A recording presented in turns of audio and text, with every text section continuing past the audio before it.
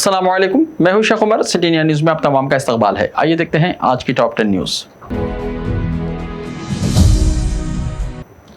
वज़ीर बल्दी नज़्म व नस्क KT रामाराव ने कहा कि हैदराबाद की हमजहती तरक्की के लिए हुकूमत मनसूबाबंद हिकमत अमली के साथ काम कर रही है। SRDP स्कीम के तहत हैदराबाद में 37,000 करोड़ से 70 कामों का आगाज किया गया है। उन्होंने कहा कि पुराने शहर में सड़कों की तामीर और फ्लाई ओवर्स के लिए हुकूमत संजीदा है। बहादुरपुरा फ्लाई ओवर का काम जारी है और आइंदा महीने इफ्तिताह होगा। असेंबली में वक्फे सवालात के दौरान KTR ने मूसा नदी को खूबसूरत बनाने और इसकी तरक्की की हुकूमत के मंसूबे का इजहार किया। उन्होंने बताया कि 16,634 करोड़ के खर्च से मूसा नदी को तरक्की देने और खूबसूरत बनाने का मंसूबा है। उन्होंने कहा कि GHMC के तमाम बल्दी जोन्स में 3,115 करोड़ से SRDP के दूसरे मरहले के कामों का आगाज होगा। उन्होंने कहा कि चीफ मिनिस्टर शख्सी तौर पर हैदराबाद की तरक्की पर तवज्जो मरकूज कर चुके हैं और हमने जो वायदा किया है इसकी तकमील की जाएगी। कांग्रेस मुकन्नना पार्टी के लीडर मल्लू भट्टी विक्रमार्का ने कहा है कि 5 रियासतों के असेंबली नतायज का तेलंगाना की सियासत पर कोई असर नहीं पड़ेगा। मीडिया के नुमाइंदों से बातचीत करते हुए CLP लीडर ने कहा कि इंतखाबात में सियासी जमातों के लिए कामयाबी और शिकस्त मामूल की बात है। पंजाब में कांग्रेस पार्टी कई बरसों तक बरसरे इख्तिदार रही, लेकिन अमरिंदर सिंह चीफ मिनिस्टर की हैसियत से नाकाम साबित हुए, जिसका असर कांग्रेस पार्टी पर पड़ा। उन्होंने कहा कि पंजाब में कांग्रेस कायदीन ने मर्ज आने से पहले ही दवा ले ली थी। अमरिंदर सिंह तवील अरसे तक चीफ मिनिस्टर बरकरार रहे, लेकिन वो आवाम की तवक्कुआत पर पूरे उतर नहीं सके। उन्होंने कहा कि तेलंगाना में कांग्रेस पार्टी मुत्तहिद है और कायदीन के दरमियान कोई इख्तलाफात नहीं।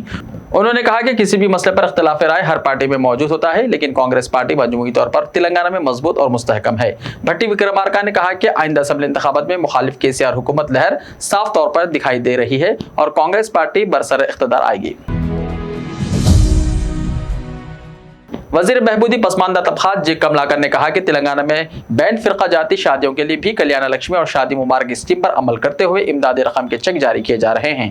तेलंगाना असेंबली में वक्फे सवालात के दौरान शादी मुबारक और कल्याण लक्ष्मी स्कीमात से मुताल्लिक सवाल का जवाब देते हुए रियासती वजीर ने कहा कि बैंड फिरका जाती शादियों में कोई रुकावट नहीं है। बीवी और BC तबके से हो और शोहर OC तबके से ताल्लुक रखता हो तो स्कीम के तहत इमदाद के मुस्तहिक होंगे। किसी को इस बारे में एतराज नहीं होना चाहिए। उन्होंने कहा है कि अगर इस बारे में कोई दुश्वारी पैदा हो तो उनसे रास्त रुजू किया जा सकता है। J कमलाकर ने लव मैरिज के बारे में वजाहत करते हुए कहा कि लव मैरिज की सूरत में माँ या बेटी को इमदादी चेक हवाले किया जाएगा। उन्होंने बताया कि गुज़िश्ता 10 दिनों में 12,000 इस्तेफादा कुनिंदगान को चेक जारी किए गए हैं। उन्होंने कहा कि बाज़ अफराद शादी के 3-4 माह बाद दरख्वास्त दाखिल कर रहे हैं। RDO और MRO की जांच के बाद चेक जारी किए जाएंगे। उन्होंने कहा कि कल्याण लक्ष्मी और शादी मुबारक स्कीमात के लिए फंड्स की कोई कमी नहीं है। दरख्वास्त दाखिल करने के 15 दिनों में इमदादी रकम जारी की जा रही है, जबकि हकीकत यह है कि गुज़िश्ता कई अरसे से शादी मुबारक की रकम दरख्वास्त दाखिल करने के 9 महीने बाद मिल रही है। तेलंगाना में आइंदा दिनों में दर्जे हरारत में इजाफा हो सकता है और गर्मी की शिद्दत भी बढ़ेगी। महकमे मौसमियात ने कहा कि जारी महीने के अख्ताम तक गर्मी की शिद्दत में इजाफा होगा। महकमे सेहत ने बताया कि आज़म तरीन दर्जे हरारत इम्कान है कि अप्रैल के आगाज तक 40 डिग्री तक पहुंच जाएगा। रियासत के कई अजला में अभी से दर्जे हरारत 40 डिग्री तक पहुंच रहा है। गर्मी की यह लहर मई तक बरकरार रहेगी और मई में इसमें मजीद इजाफा हो सकता है, जब दर्जे हरारत 45 डिग्री तक पहुंच सकता है। आंध्र प्रदेश हाईकोर्ट ने इंटरमीडिएट प्रैक्टिकल एग्जाम्स पर हुकूमत के नोटिफिकेशन को मुअत्तल कर दिया। हाईकोर्ट ने इंटर तलबा के लिए उनके कॉलेजेस में प्रैक्टिकल एग्जाम्स के लिए जबरिंग तरीका इख्तियार करने हुकूमत के इलामिया को मुअत्तल कर दिया गया। कई तलबा ने बोर्ड ऑफ इंटरमीडिएट के फैसले को चैलेंज करने के लिए दरख्वास्त दायर की थी। दरख्वास्त गुजार के वकील ने बताया कि हुकूमत प्रैक्टिकल एग्जाम्स में एक कॉलेज के तलबा को किसी और कॉलेज मुंतकिल करने का मंसूबा रखती है। हाईकोर्ट ने हुकूमत के अहकाम को मुअत्तल करके साबिक़ा तरीक़ेकार बहाल करने की हिदायत दी, जिसके मुताबिक प्रैक्टिकल एग्जाम्स उम्मीदवारों के मुतल्लिक़ा कॉलेजेस में ही होंगे।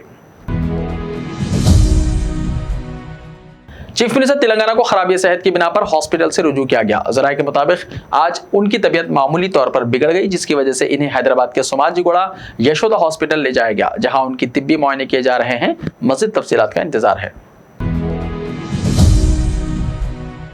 हैदराबाद के रच्चाकुंडा स्पेशल ऑपरेशन टीम ने एक शख्स को गिरफ्तार कर लिया है जो मिलावट शुदा दूध फरोख्त कर रहा था। यह कार्रवाई याचारम मिरटपल्ली मौजे के रहने वाले 46 साल जंगम रेड्डी, जो तेल और मिल्क पाउडर और दीगर अशिया में दूध में शामिल कर रहा था। पुलिस ने बावासूख ज़राए की इत्तला पर कार्रवाई करते हुए मिलावट शुदा दूध फरोख्त करने वाले शख्स को गिरफ्तार करके उसके पास से 120 लीटर दूध जब्त कर लिया। पता चला है कि दूध को गाढ़ा करने के लिए वो ये हरकत कर रहा था। हैदराबाद के एक नौजवान की ऑस्ट्रेलिया में मौत हो गई। सिकंदराबाद के रेजिमेंटल बाजार से ताल्लुक रखने वाले साई सूर्या तेजा ने बीटेक मुकम्मल किया था और वो एमएस के लिए ऑस्ट्रेलिया गया हुआ था। 2 महीने पहले इसकी तालीम मुकम्मल हो गई, जिसके बाद वो वहां सिविल इंजीनियरिंग के तौर पर काम कर रहा था। 7 मार्च को नौजवान एक रेस्टोरेंट के स्विमिंग पूल में हादसाती तौर पर गर्क हो गया। उत्तर प्रदेश में सैरतो असेंबली हल्के के काउंटिंग सेंटर में उस वक्त अफरा तफरी मच गई जब बीजेपी कारकुनों को मुंतशिर करने के लिए पुलिस ने हवा में गोलियां चलाई। पुलिस के उत्तर प्रदेश के deputy chief minister Keshav Prasad Maurya, जो इस हल्के से मुकाबला किए थे, शुरू से ही पीछे चल रहे थे।